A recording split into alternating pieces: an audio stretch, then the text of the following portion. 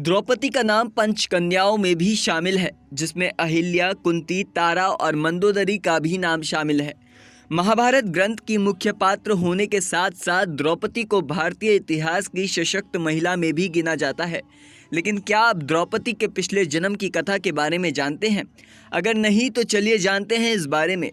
महाभारत की कथा के अनुसार राजा द्रुपद ने एक यज्ञ किया था, जिससे उसे पुत्री के रूप में द्रौपदी और पुत्र के रूप में धृष्टद्युम्न की प्राप्ति हुई थी। यज्ञ से उत्पन्न होने के कारण द्रौपदी का एक नाम यज्ञानी भी है।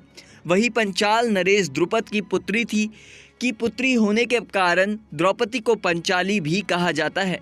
आपको बता दें, पौराणिक कथा के मुताबिक पूर्व जन्म में द्रौपदी राजा नल और दमयंती की पुत्री नलयनी थी। नलयनी भगवान शिव की परम भक्त थी और उसने शिव जी को प्रसन्न करने के लिए कड़ी तपस्या की थी।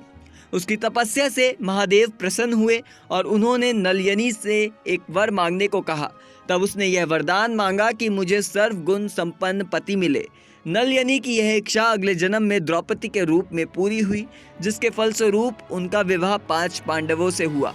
महाभारत में ही कथा मिलती है कि पंचाल नरेश ने द्रौपदी के स्वयंवर आयोजित किया था। इस स्वयंवर की शर्त यह है कि जो भी राजकुमार पानी में मछली का प्रतिबिंब देखकर उसकी आंख पर निशाना लगाएगा, द्रौपदी उसे ही अपना वर के रूप में स्वीकार कर लेगी। अर्जुन ने भी इस स्वयंवर में भाग लिया था। अर्जुन ने स्वयंवर शर्त को पूरा करते हुए मछली की आंख पर निशाना लगाया, जिससे उसका विवाह द्रौपदी से हुआ। जब अर्जुन अपने बाकी भाइयों के साथ कुंती के पास पहुंचा तो उसने उत्साह के चलते कहा, माँ हम आपके लिए कुछ लाए हैं।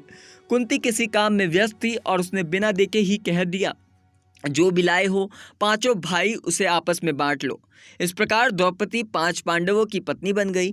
बाद में भगवान श्री कृष्ण ने द्रौपदी को उसके पूर्व जन्म की कथा बताने के लिए कहा कि 5 पांडवों से विवाह उसे पूर्व जन्म में मिला हुआ एक वरदान था।